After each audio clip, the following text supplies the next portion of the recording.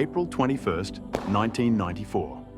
As Rwanda was being consumed by the genocide against the Tutsi, a decision thousands of miles away reshaped what protection remained. The United Nations Security Council adopted Resolution 912, cutting UNAMIR down to 250 troops, a force too small to shield the people being hunted in churches, schools, hospitals, and commune offices. Inside the UN mission, the warnings did not stop. General Romeo Dallaire sent daily reports describing mass killings and the speed at which the Presidential Guard and Interahamwe militias were spreading. Like a virus, he said, overtaking the country. But the response was retreat. Rwanda was left to endure the violence in open daylight.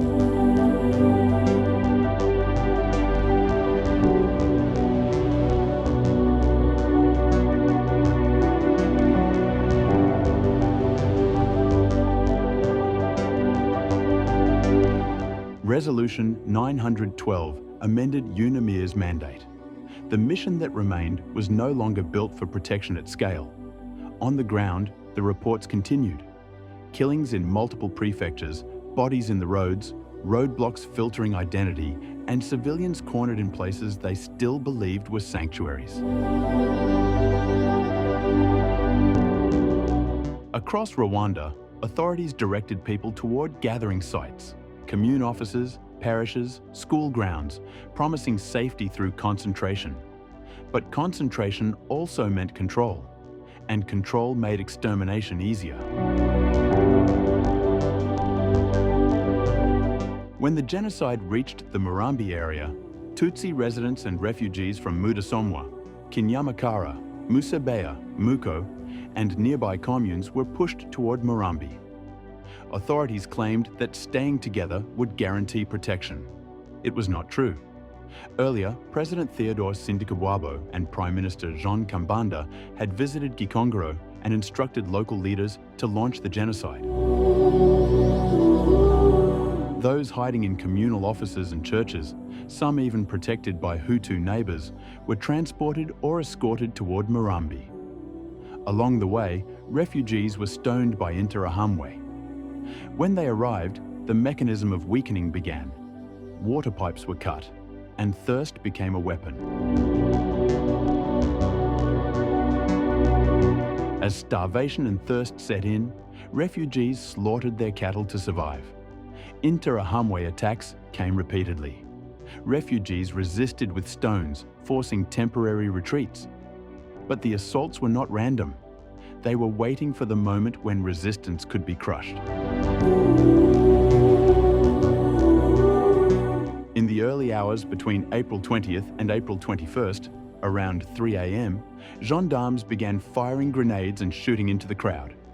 Interahamwe, CDR supporters, and civilians armed with clubs, machetes, spears, and axes moved in to finish those wounded or left alive. More than 50,000 Tutsi were killed at Murambi.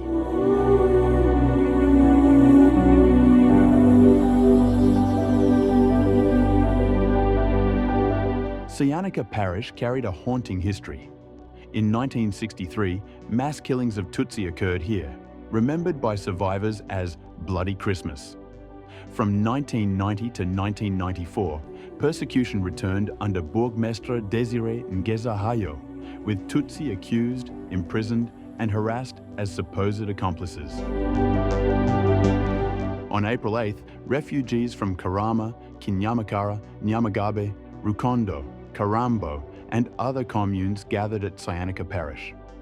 Authorities used loudspeakers, ordering those in hiding to assemble, claiming they would be protected. On April 11th, Sous-Prefect Joseph Ntegayintwari convened a meeting with bourgmestres to refine the killing plan. A group known as Minuar, led by Ntaganira Emmanuel, Muturaj, and Rubera, distributed weapons supplied by Colonel Simba and reinforced attacks with grenades. After Murambi, the violence moved to Cyanika. On April 21st at around 10 a.m., a coordinated assault struck refugees at the parish using grenades and traditional weapons. More than 35,000 Tutsi were killed and are buried at the Cyanika Genocide Memorial.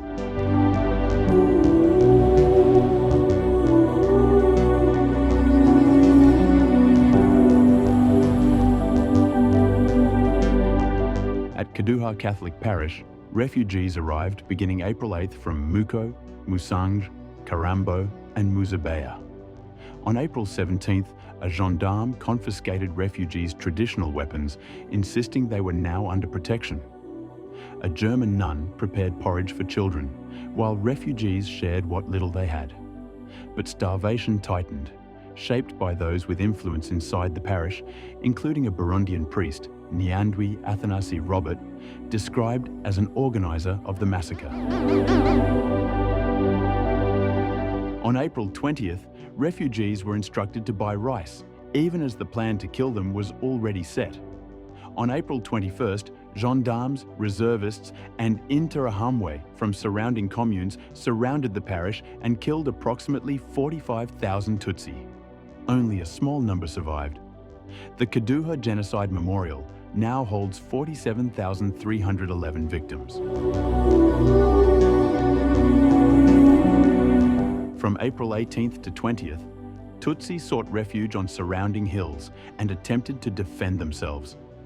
Authorities then lured them toward Ntongwe Commune office under false promises of protection.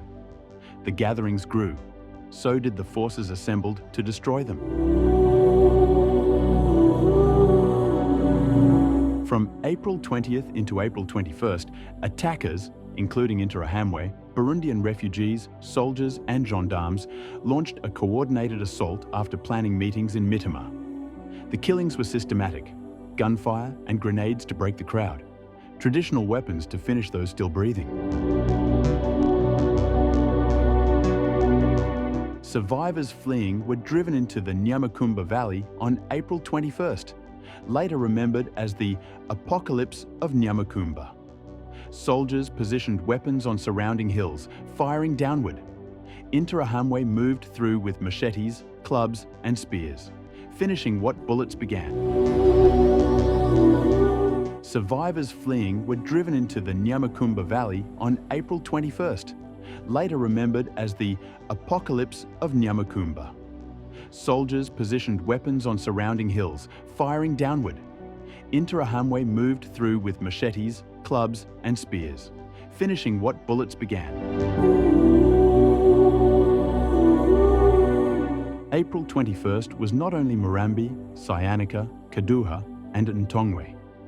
Further massacres unfolded across multiple sites: churches, schools, hospitals, forests and roadblocks.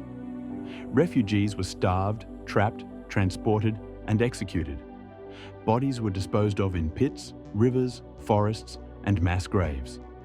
In many places, authorities held meetings that excluded Tutsi, distributed weapons, coordinated attacks with soldiers and police, and used loudspeakers to lure people out of hiding. Some communities were wiped out so thoroughly that survival depended on escaping the region itself.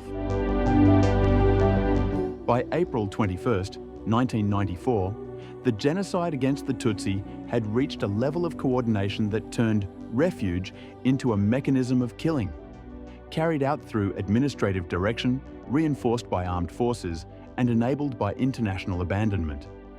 The record remains because survivors carried testimony forward, so that denial could not replace truth.